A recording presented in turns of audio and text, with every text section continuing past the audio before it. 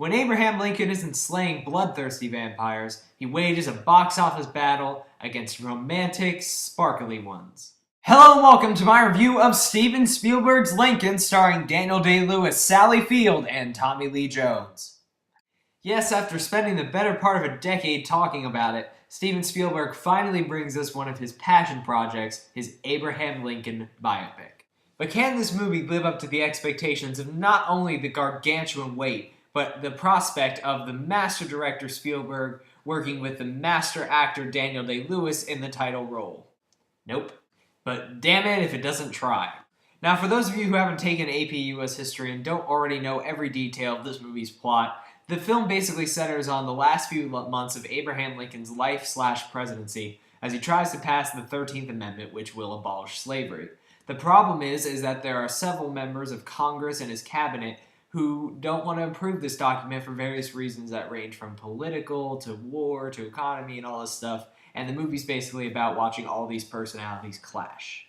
First, let's talk about the inherently obvious good things in this movie so we can really get in the meat and potatoes of this thing.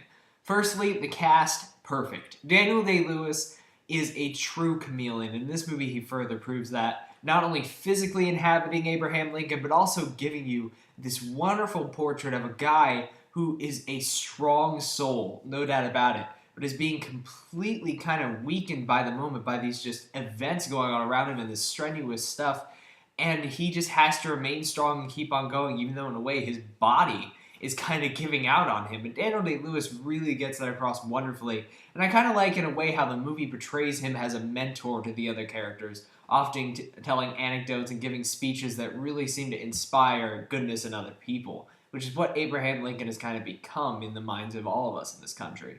The supporting cast is also excellent. Sally Field is Mary Todd Lincoln, Joseph Gordon-Levitt is Lincoln's son, but the real standout supporting performance here is by Tommy Lee Jones as Thaddeus Stevens. This guy just chews up scenery. He's one of these radical Republicans who will stop at nothing to achieve his goals, and he is just magnetic and funny and just so biting and to the point that he is just wonderful to watch and could possibly swing a Best Supporting Actor nomination.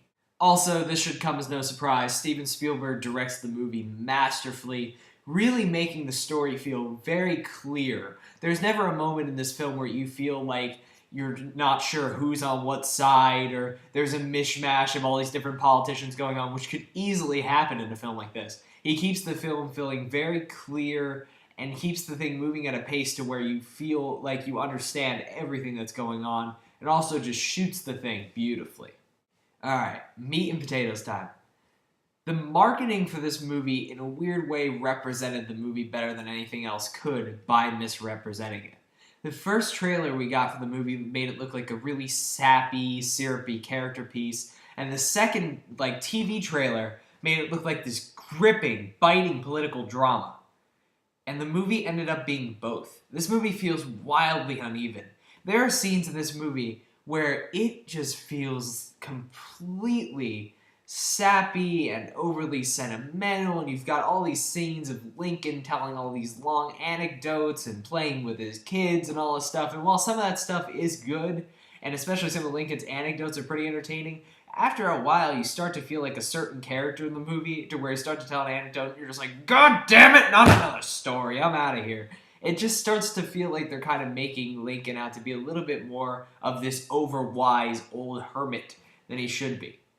But there are other aspects of this movie, the main plot of it, that really is this wonderful kind of West Wing-esque sort of political drama where you really get to see the minds of these politicians during the 19th century and really see them be corrupt and interact with each other, and that's the stuff in this movie I really loved. The scenes in the Congressional Hall in this movie are brilliant. They are so well-paced, so biting, so well-written. The interactions between the characters are so wonderful, and you really get a sense of what this political debate was like in this century.